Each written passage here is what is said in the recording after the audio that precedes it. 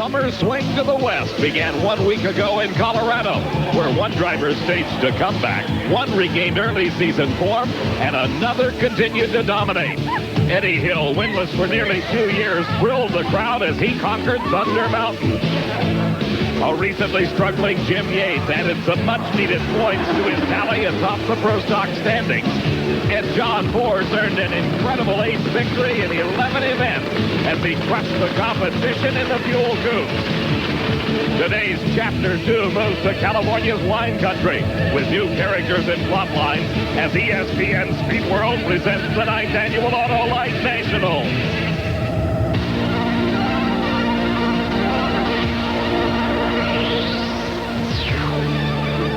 It is a gorgeous, sunshiny day here in the Sonoma Valley of Northern California. Hi, everybody. I'm Dave McClellan, and welcome to Steers Point International Raceway. Well, this racetrack has seen its fair share of excitement over the years. In fact, it was 7 years ago this weekend that a lot of action took place in Top Fuel Eliminator. There were engines exploding. There were tires letting go. There were cars sliding all over the racetrack. Well, that was then, and it brings us to today. And you've heard the old story. The more things change, the more they stay the same. It was in qualifying that the car in the bar lane, the Miller machine owned by Don Prudhomme, driven by Larry Dixon, reached for the sky, slammed back to earth, caused some front-end damage. Still in qualifying, Scott Coletta. A big wheel stand for Scott. He almost turned it over backwards, and the engine exploded for Andy Woods alongside. Ron Capps and Roger Prim's machine had a wild ride. A tire let go right in the lights. He was able to keep it off the wall. It's a scary deal. You know, I usually try to save parts. Roger's got a small budget here, and we're trying to work at it. And you start feeling things funny, and I usually lift. And I didn't feel anything funny that time. All of a sudden, there was a boom. And held on, shut the fuel. And something you see happen all the time. You just wonder what you got to do. Great job. Even with those problems, Ron Capps qualified Prim's car. His first-round opponent was Scott Coletta. Capps smoked the tires. Coletta lost a tire, tagged the wall, but kept the car upright and brought it to a safe stop. The win in this round went to Capps, and a big loss for Scott Coletta, trying for a third Winston title. Scott Coletta looking at a less than perfect race car. Now, it appeared that something out of the engine blew the tire, Scott. Yeah, it did. It laid over just for a second, and then all I heard was the tire blow, and it was up on one side somewhat. Really caught me off guard that time, but I don't know. He's okay, and that's what counts. Scott may have been caught off guard, but he reacted very quickly. Heavy damage to the race car. The crew will probably put together a spare car for the race in Seattle 1 week from today. Now let's go to Steve Evans with a look at a Top Fuel racer that's a little more fortunate. Well, Matt Kenny Bernstein wants no part of all of that high drama. He wants to cruise through some rounds today, get some Winston points, unlike last weekend in Denver when he let it get away. First round against rookie Bruce Sarver. Bernstein's kind of lurking. He qualified number 2. Blaine Johnson qualified number 1 for the 9th time this season at a 461. But round 1 this morning, Bernstein up against Andy Woods, the most impressive run of the weekend. Kenny 461. Woods explodes. Bernstein's speed, sensational. A lot of things just happened in 4.61 seconds. You missed the national record by 2 thousandths. Listen to the speed. 3:15. Whoa, she jumped right up there. That's great. Good for the crew, the Bud King guys, man. They did great. That's fantastic. I didn't think it ran that fast.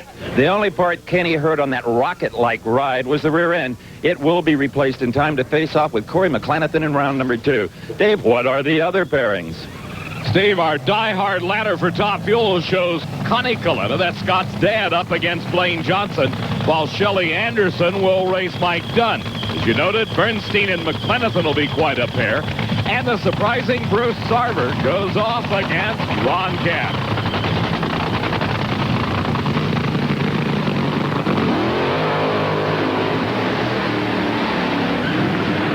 The Top Fuel point standings in the Winston Chase after 11 events coming into this race here at Sears Point. Finds Blaine Johnson with a lead over Scott Coletta, and Blaine should he continue to win throughout the day here, will add even more to that points total with Scott Coletta out after that incident in round number 1. Ron Capps at the wheel of the Roger Brim machine, qualified number 11, and as you saw, had the win when Scott Coletta had the problem. One of the real candidates for Rookie of the Year is Bruce Sarver. The CarQuest driver qualified 14th, and his opponent in round number 1 was Eddie Hill. Now, of course, Hill, coming off of the big race in Denver, was riding a win streak that went away in the first round. Both drivers smoked the tires, but Sarver was able to recover first. He ran a 5.64, certainly not indicative of the car's potential. He had run a 4.83 in qualifying.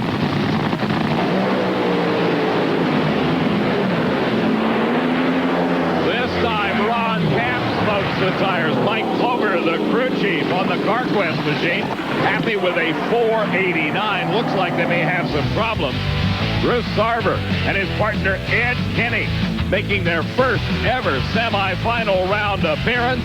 For Capps, a new father just 3 days ago. Up in smoke, the lost traction takes him out of contention.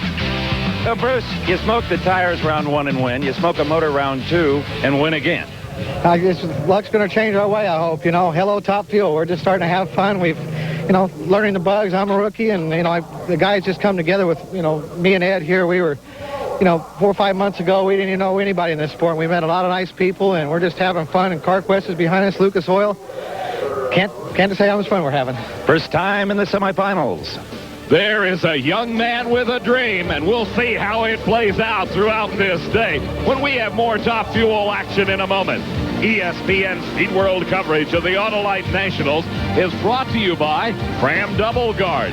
Now only one oil filter protects 2 ways. Twice as much reason to pay a little now instead of a lot later. And by Quaker State, the motor oil that exceeds the highest standards for engine protection. Nationals at Sears Point Raceway. Round number 2 of Top Fuel Eliminator.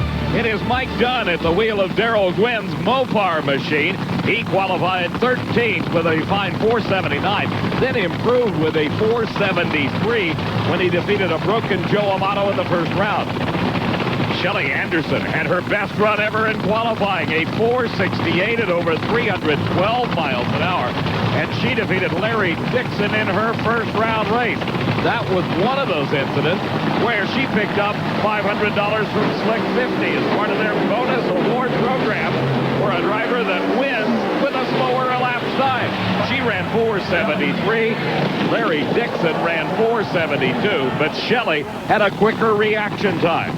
Shelly's speed of 312 miles an hour in qualifying, a tribute to her crew chief, Larry Meyer. And Dunn smokes the tires. Into the semifinals goes Shelly Anderson. Her lap time, 4.77, 302 miles an hour. Not a bad run at all, considering the heat that is built up in the racetrack. Those are the eyes of Kenny Bernstein. Bernstein at the wheel of the Bud King Prolong machine against the man that is driving the McDonald's Olympic Special, Corey McClenathan. Let's go to Steve with Shelly. Going rounds right now, this time of year, is very important.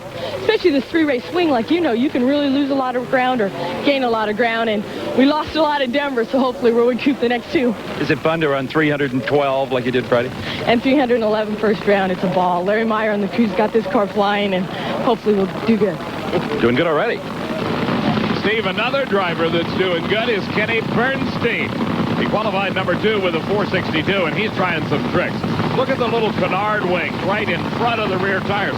He is the only Top Fuel racer that is using them. Maybe they're helping. Last year, he lost here in round number 1. He ran that great 4.61 in the first round. That gave him lane choice over Corey McClenathan, who ran 4.74 when he beat Jim Head in his first round matchup. Joe Gibbs Racing, the Hall of Fame NFL coach, paying tribute to the Atlanta Olympics with that special paint scheme on Corey Mack's car.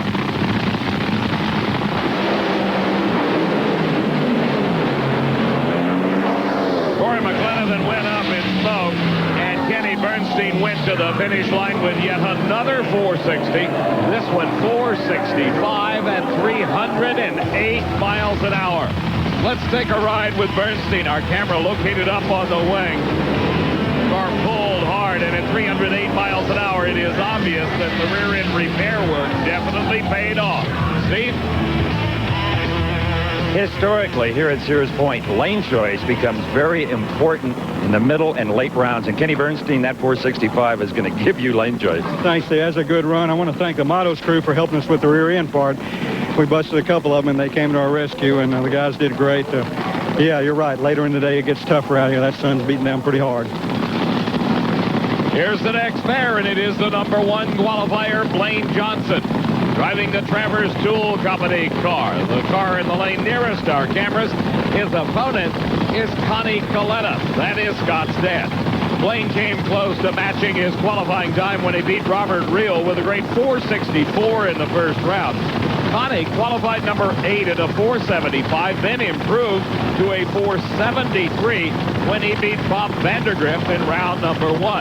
But Connie has had his fair share of problems this weekend. Watch in the nighttime qualifying session on Friday evening in the bar lane. Connie stood it up pretty tall, lifted out of the throttle, came back to earth, and some repair work necessary on the American International Airways car.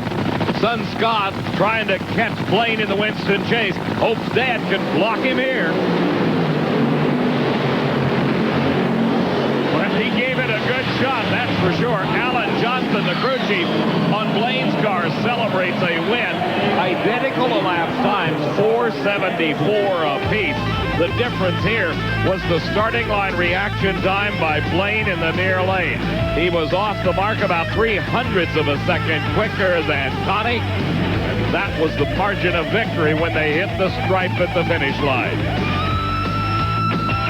Great side-by-side racing here at the Autolite Nationals. The pairings for the Final Four. Kenny Bernstein will be against Bruce Sarver, and Kenny holds the choice of lane. The other side of the ladder, it is Blaine Johnson picking his lane over Shelly Anderson. From our seat, that was a good drag race. What about from yours? Didn't know what was going on, you know. I can't see out of these things, but You're the last to know, huh? that's about it, you know. They gave me the thumbs up down here. Sounds good. Both of you ran 74. You left first, you won. Wow, you know, sometimes you win them right on the starting line. I tell you what, that's the first time I've really had to do it too much this year. We wanted to play it real safe for the second round, and win is a win. Well, that win adds another 20 points to his total. He is pulling away from Scott Coletta. Pulling to the staging lanes right now is the central player in the funny car story. Who else but John Ford? Round 2, funny car, coming up next. Funny cars trying to keep pace with the excitement out of the top fuel dragsters. Richard Hartman taking a wild ride. Then it was Dean Scous's turn in the bar lane with a big wheel stand, and Gary Dencham alongside. And Chuck Thiel had himself a bit of a fire. Good news is nobody was injured. Let's go to Steve with a further look at the flop. Mac, I don't think I have ever seen a season that featured more two-wheeled funny cars. Wheel stands are everywhere. Bodies flying off, chassis getting bent, a combination of better clutches and better tires, apparently. But this past Wednesday, Whit Bazemore had a two-wheel problem of another kind. The experienced motorcycle road racer got on his very expensive Ducati to ride to the Bay Area from L.A. Some of his luggage got down in the wheel, and he high-sided at a speed the CHP doesn't even want to hear about. The only thing left of the motorcycle was the gas cap, and the only thing getting Whit between rounds is a registered nurse and a physical therapist. He can barely get in the car. Has to be aided. I can't imagine what the G-forces must feel like. It's really got to hurt. But he got a great pain pill in round 1. A solid 5.15 out of the Smokin' Joe's Mustang. You know, the guys just did a great job. What can I say about my Smokin' Joe's team? They're awesome. They're covering for me this weekend. At 5.15, put you right in the thick of things. Yeah, well, that's it. You know, we've been almost there all year, and maybe this weekend we'll be there. That boy can play in pain. And he also has lane choice in the second round over Richard Hartman. Mac, what are the other pairings? In the Die-Hard ladder, you see John Force, the Winston points leader, against Chuck Etchels, while Al Hoffman takes on the fourth team car driven by Tony Pedregon. Tony's brother Cruz at the McDonald's machine goes against Brad Platt, and as you said, Hartman and Bazemore. Here is Brad Platt.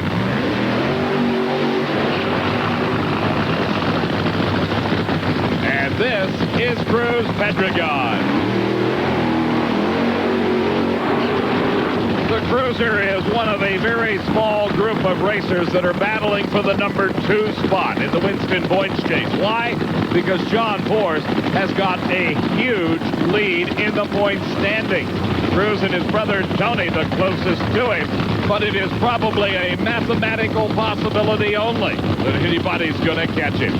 Pedregon ran a great 5:12 when he defeated Ray Higley in the first round. His opponent, Brad Platt, got a bye when Gary Densham was unable to answer the call due to a freak pit accident prior to the first round of racing.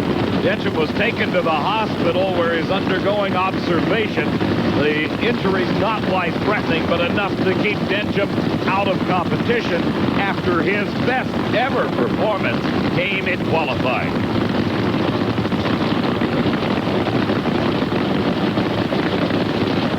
Both drivers gently staging those cars, trying to gain every bit of advantage they can at the starting line.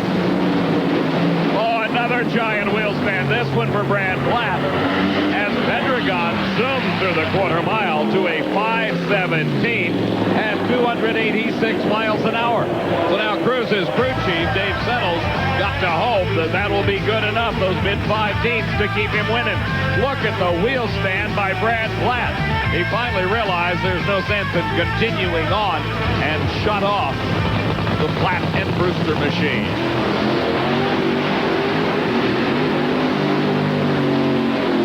Let's go down to the far end of the track. Steve is caught up with Cruz.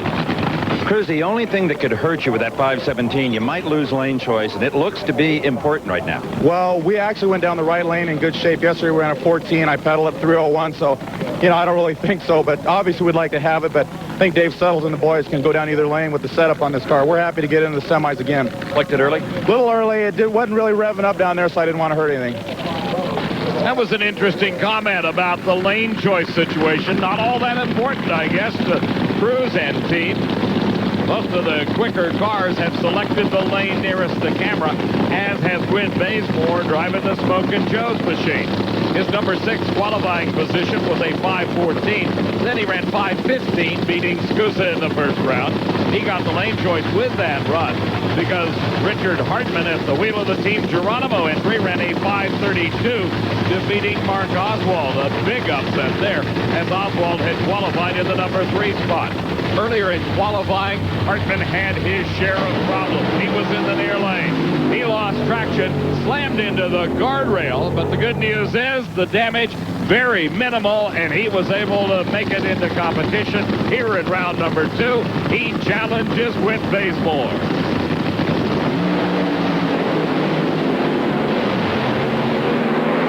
Troubles for Hartman. Bazemore takes the win. His elapsed time of 5:16, but he's got problems too. The car not coming to a stop, bouncing. He goes into the sand pit at the end, and the car comes to a stop as it noses itself into the catch net at the end of the racetrack. Whit Bazemore on a wild ride indeed. Let's watch this one again in replay. You can see in the far lane, Hartman was challenging Bazemore fairly successfully. Had a lead at that point. At mid-track, they were side by side. Then some engine problems slow Hartman, and Bazemore streaks across the finish line at 297 miles an hour. With the parachute barely deployed, he noses it into the dirt, almost turns turtle with it, but it comes to a stop before it goes into the net. Steve? First a motorcycle wreck, and now this. You don't need any more. Yeah, I tell you what, I don't know who's in charge of making sure the body bolts are tight on this team, but the parachute lever came off at half track, swinging around in my face at half track, and then I couldn't find it when I shut it off till I was way down here. The damage may not be that severe. It's soft sand down here, Whit. Yeah, I don't know. Maybe a job opening, though. The frustration of Whit Bazemore is obvious not only in his voice but also his demeanor. The crew lifting the fiberglass body off the car. The question is, how much damage is there to the chassis? The body may be repairable, but if there is serious chassis damage, there may be little hope to be ready for the semis. It's cleanup time for Whit Bazemore and his Smokin' Joe's crew after that trip into the sand trap. They've got to make sure that every part and piece on that race car is as squeaky clean as they can get it. They're trying to make the semifinals here at the Autolite National. John Force and Chuck Etchells, a rerun of the final round just 1 week ago at the High Country in Denver, Colorado, where John Force took the win. He's had quite a weekend here as well. Qualified with the only 4-second elapsed time of 4:98 at 3:03, ran a 5:03 to beat Kenji Okazaki. From his number 8 qualifying spot, Chuck Etchells beat Del Worsham with a 5:11, and earlier, Steve had an opportunity to take a look at Chuck Etchells and his hard-working stand. While his crew is slaving to get this funny car ready for the next pass down the quarter mile, owner-driver Chuck Etchells is also hard at work. I mean, really, getting golf tips from PGA Pro Johnny Miller, broadcaster Johnny Miller. I played with him. He's got potential. Well, I hear he's a pretty good player. Probably strangles it a little after going down 300 miles an hour. It's probably tough to grip it light enough. Give him a new grip. I think he needs that, don't you? Well, for Otto and Bernstein and those guys, now Force is taking up, you're probably right. Show him a grip here, Johnny. Let's check this thing out right here. Pretty darn good, actually. Just about right. Might have to clean those nails a little bit, though. Okay, I'm next. Here, hold this. And he needs it, too. Yeah, I really do. Johnny, well, while Steve continues to practice in coming months his Johnny Miller grip, Chuck Etchells only hopes his crew chief Tim Richards has the grip on things here. Etchells slows as Force goes across the finish line. Maybe some problems for Etchells. 5:06 at 300 miles an hour. Another picture-perfect run for John Force. Let's take a look again. The action time nearly identical by the two drivers. Etchells kept pace for a little while at least. And then at about mid-track, something started to go wrong on his Kendall GT1 machine, and Force took an easy win. Riding with Chuck Etchells, you see a flash of flame down there in the window as he hits the fire bottles, and the stuff comes up in the cockpit, knocking down the plate underneath the body. Down to the far end, here's Steve. Well, another 5:06, another 300. Anything interesting going on inside there?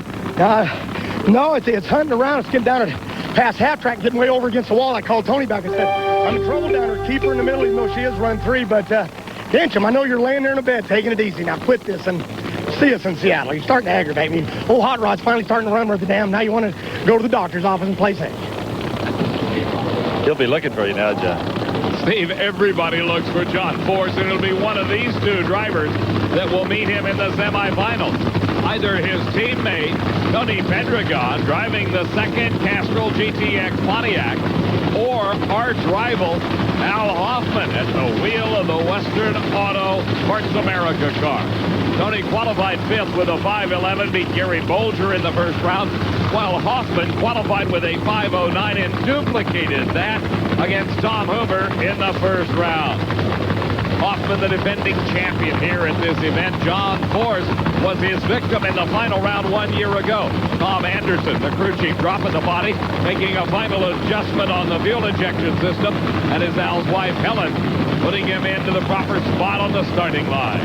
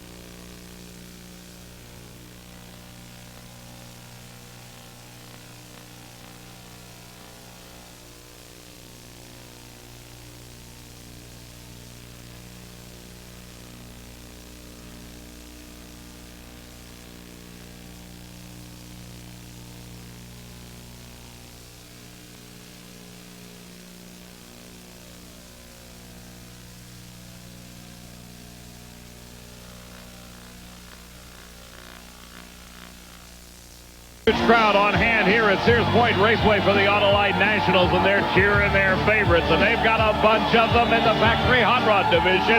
Pro Stock Eliminator, where Jim Yates has got the lead coming into this event in the Winston Chase. WJ is second.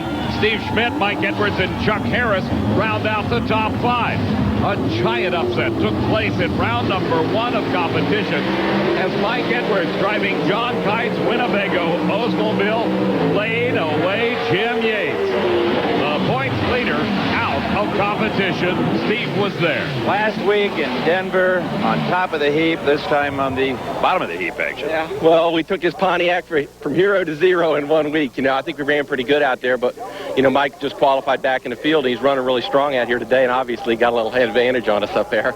Yes, he did, by 200. Ooh, he's got to hope Warren Johnson goes out next round. See, the pairings in that next round found Edwards against Billy Huff, while Chuck Harris matched up against Ricky Smith. The other side of the ladder, it was Kurt Johnson, the number 1 qualifier, against Ray Franks. And Warren Johnson was challenged by Bob Glidden. Glidden in the Ford Quality Care Pro took a shot at WJ, but could not make it pay off.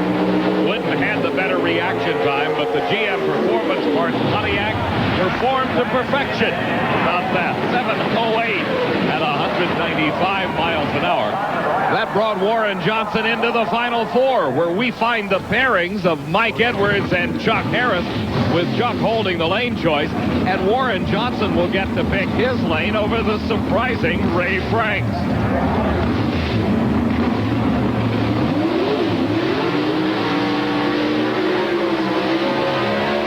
The RPM and dump the clutch and let it burn rubber. That's how you get those giant Goodyear tires heated up to the point where they are at optimum operating temperature. For Ray Franks, his first semifinal round appearance in a long time.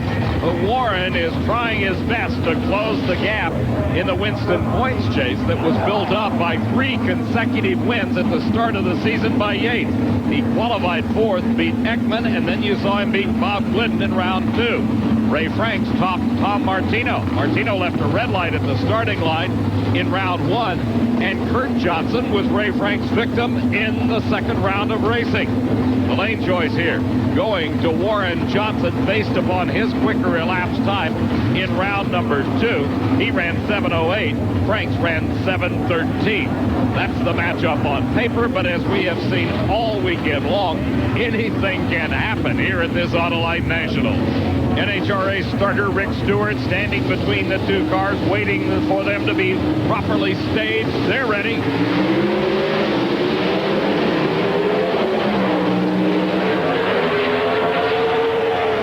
Well, Franks was close, that's for sure, but yet a 7:10 victory by Warren Johnson advances into the final round. Just what Jim Yates did not want to see. 7:14, the losing time for Franks. Here is the GoRacing.com, the internet special of Chuck Harris, a Pontiac Firebird racing out of the Jim Yates Dick Maskin camp. Let's go down to the far end. Here's Steve. Don't tell me you didn't start counting Winston points when Jim Yates went out first round now. No, we got to take care of our program. We can't depend on other people's misfortune. The only way you win championships is take care of your own program first and let the cards fall where they, or chips fall where they may. And, you know, that's a stroke of fortune for us, but you can't count on those kind of things happening because it's happened to us before, too. Here is Chuck Harris. His opponent in this round is the upset-minded Mike Edwards. Harris had qualified 3rd, beat Terry Adams in round 1. Ricky Smith, his victim, in round number 2. For Edwards, we saw him beat that upset win over Jim Yates. Billy Huff fell to Mike Edwards in round number 2. While all the attention is focused at the top of the Winston points chase, these 2 guys are battling it out for 4th and 5th. Coming into this race, they are only separated by 7 points, so it is crucial indeed as the Winston payout goes down 10 deep in all 4 of the pro categories. The higher you finish, the more money you earn.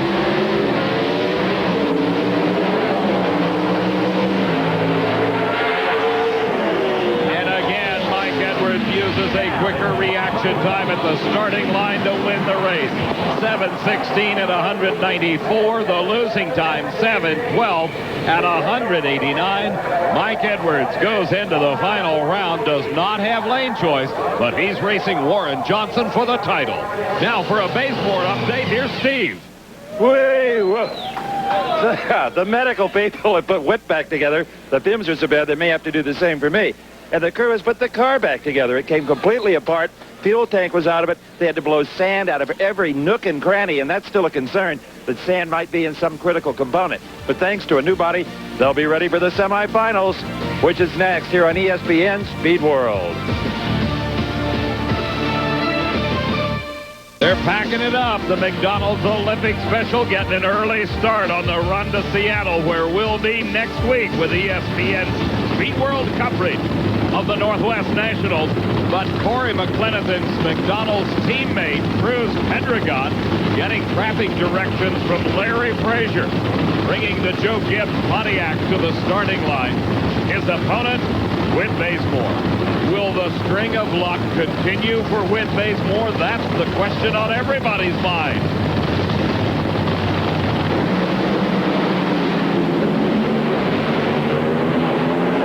Outpowered, but certainly it was not due to a lack of effort on the part of Bazemore and his crew. Cruz Pendragon with a fine 5:12 at 300 miles an hour, developing those mid to low 5-10 elapsed times that can and will win races. He just drove away from Whit Bazemore from starting line to finish line, topping it off with a 300-mile-an-hour blast. Let's go to Steve, who's with Whit Bazemore. Well, a very eventful week comes to an end, but what a plucky performance. Congrats. Yeah, well, thanks. You know, I'd say I can't say enough about my guys. Just a super team. They're over there fixing that Smoking Joe's Mustang. I had Steve Dennis up there fixing me, as you saw. And, hey, the McDonald's team, they're stout. Cruz Pendragon, they won the Winston Championship back in '92. They're awfully good. Get some rest. Oh, yeah. So Whit now has 1 week to try to recover before he is in action again up at Seattle. I think you're seeing WR. Two Castrol Pontiacs on the starting line. Teammates John Ford and Tony Pendragon. The advantage here all weekend long has gone to fourth. But Tony did prove that that lane furthest from our camera can yield not only good elapsed times, but good speeds as well, as he ran that fine 5:07 at 303 miles an hour in the previous round. A tremendous amount of shared information between these two teams. That's the reason you run two cars, is to learn more with every round of qualifying or elimination.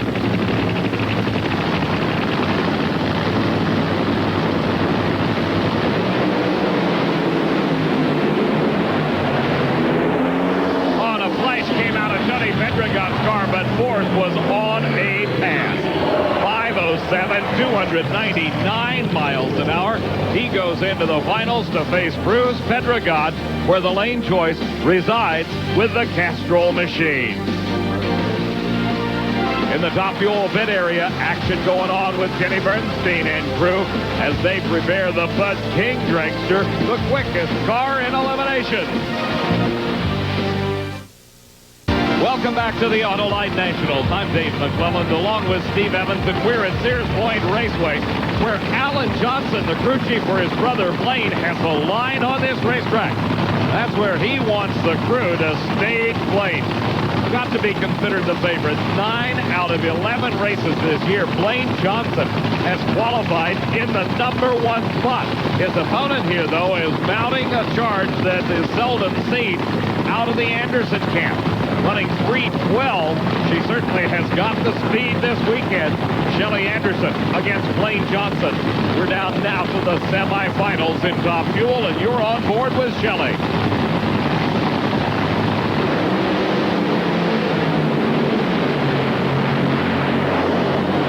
Blaine driving away at the finish line to a 4:73, falling off the pace just a little bit at 304 miles an hour as we watch in replay. The advantage at the starting line went to Blaine. Performance advantage went to Blaine, but Shelly was just a bit handicapped. You see the white plume coming out of the left-hand side of the engine? That is raw fuel out of a cylinder that failed to fire. Steve? Did you want any more than a 473? You know, we didn't change much of the clutch, but we just gave it some horsepower. We've been kind of babying it down the track first couple runs, and you know, now it's time to come out and try and challenge guys. He's been running good all weekend. Kenny Bernstein, I don't know if he's going to win yet. He might smoke the tires, but you know, we're having a lot of fun out here. Traverse Tools, Alan Johnson Engineering, man. He's got it rolling. Rolling indeed, and one of the guys that's rolling, he hopes all the way to the winner's circle, is Bruce Sarver. Earlier, Steve took a look at this Cinderella team. It is interesting how superstitions get started. This morning, before the racing began, Gary Gwynn of the Bruce Sarver crew went over and bought an Eddie Hill T-shirt. Well, then Bruce beat Eddie round one. He thought, maybe I'm on to something.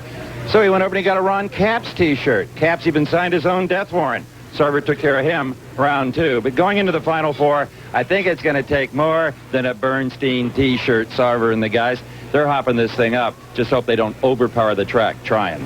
If it works, T-shirt sales could soar. Of course, that is one of the problems in this sport of drag racing. You walk a very fine line between traction and loss of.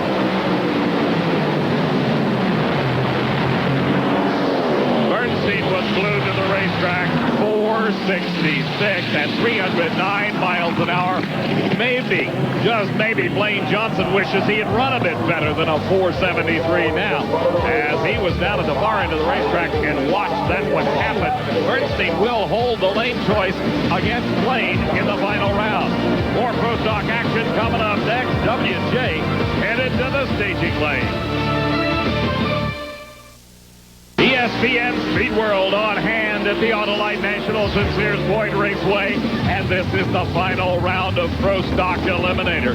It would be very hard to bet against Warren Johnson, except for the fact his opponent here in the championship round, Mike Edwards, has had a great deal of success pulling off upsets this weekend. There are a number of rules limitations on these cars, like 500 cubic inches maximum, 2,350 pounds of weight, but there are also some items that are open to selection. Earlier, Steve took a look.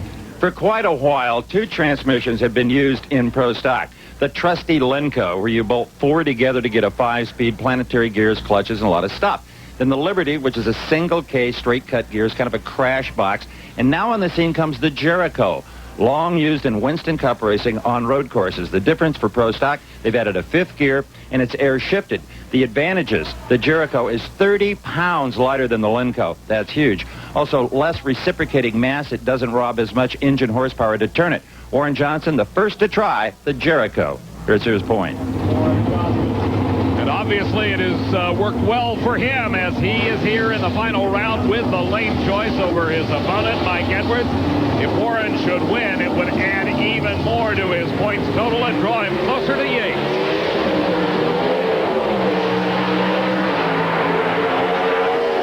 Mike Edwards came also close. Greg Anderson, the crew chief for Warren Johnson, signifying the victory at 7:06, 194 miles an hour.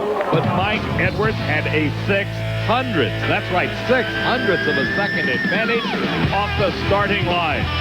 It was only the superior power of the Pontiac of WJ that prevailed in the final round.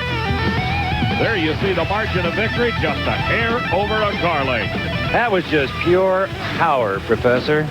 Oh, I'll tell you, I'm really happy. The guys have worked so hard trying to get this thing to run, you know, competitive with the rest of the cars. It's been an uphill struggle, but Gear and Performance Parts, Pontiac, AC, Delco Battery, you know, they had faith in our program, and I think it's finally starting to pay off because we sure appreciate their help. And fruitful in the points chase.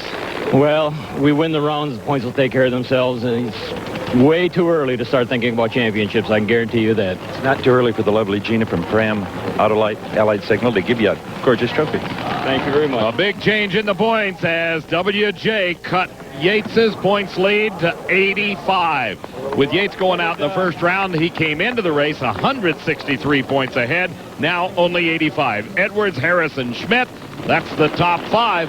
Lots of shuffling going on here in round number 2 of the 3-race Summer Swing. Here's the final in Nitro Funny Car. That's Lee Beard, the team manager for the McDonald's team. And earlier, Steve had a look at this funny car and some problems they've been having. The McDonald's funny car has a computer virus. Dave Settles, Lee Beard are getting no information whatsoever from it, so you revert to the old days. Yeah, we're having to do it the old-fashioned way, Steve, here. We're analyzing the time sequences from NHRA on both our car and John Force's car. We know where he's quick. We know where we're quick. The parts here are telling us how good our engine's running. We're studying those, seeing if we can't make it run a little bit better. Spark plugs telling us how all the cylinders are firing. Bearings telling us the condition of the engine. And the key here is the clutch. We're wearing a lot of clutch. We think we can tighten it up and go a lot quicker. They don't need a computer to tell them. They got to step it up to beat the Force man. This has developed into one of the great rivalries in all forms of motorsports. Cruz Pedregon against John Force. It was Cruz that broke the string of John's Winston Championship when he took that title just a couple of 3 years ago. But here, Force on paper at least, is the favorite.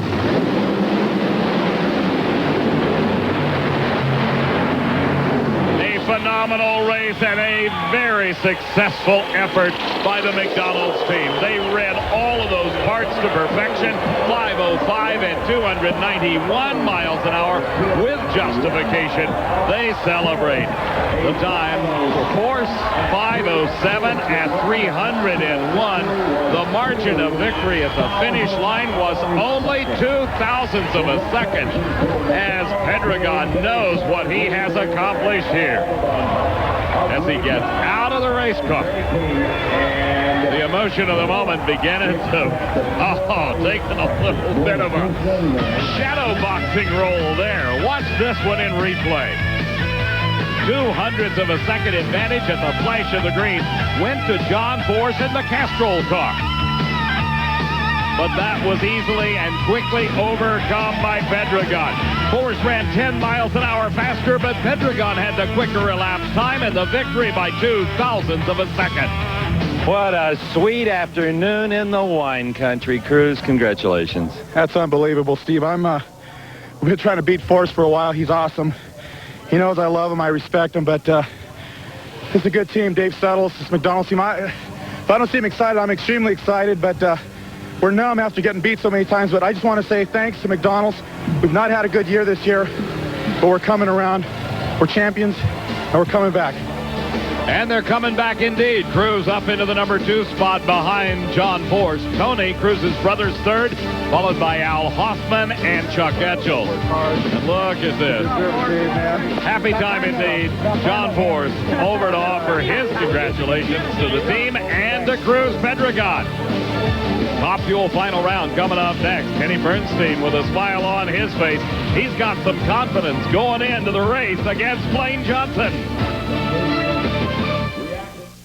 One final round remaining, and it is in Top Fuel Eliminator. Look at those special little wings used by Kenny Bernstein.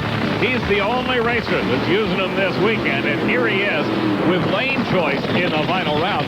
Earlier, Steve took a look at the Canard wing. Kenny Bernstein's crew chief, Dale Armstrong, is always trying to go forward, but he's not afraid to go backwards either if that's what it takes for more performance in the Bud King. Witness these Canard wings on Bernstein's car. Heck, these were used on front engine cars in the 70s in the same location you find them on this car.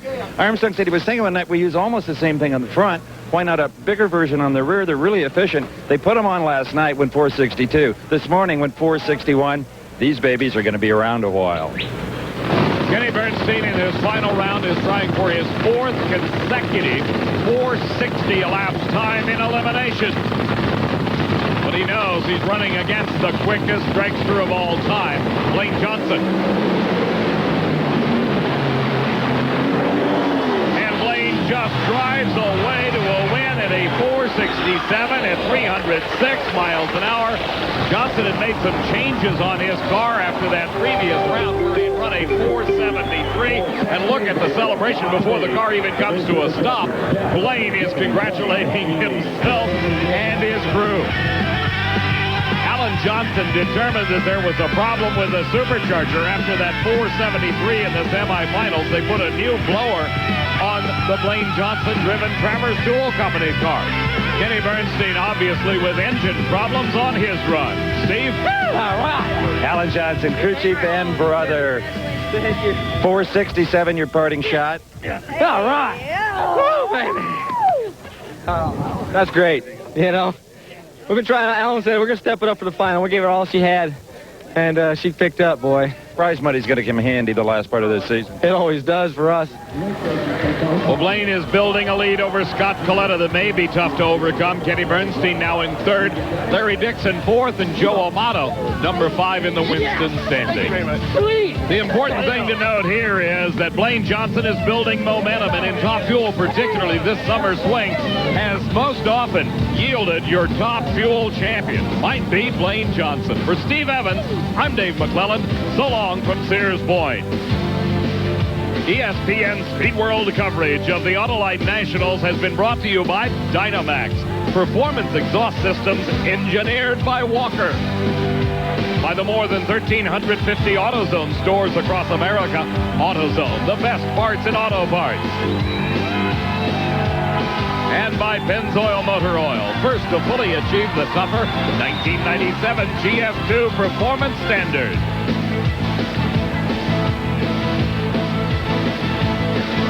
The Autolite Nationals has been a production of Diamond P Sports in association with ESPN, the worldwide leader.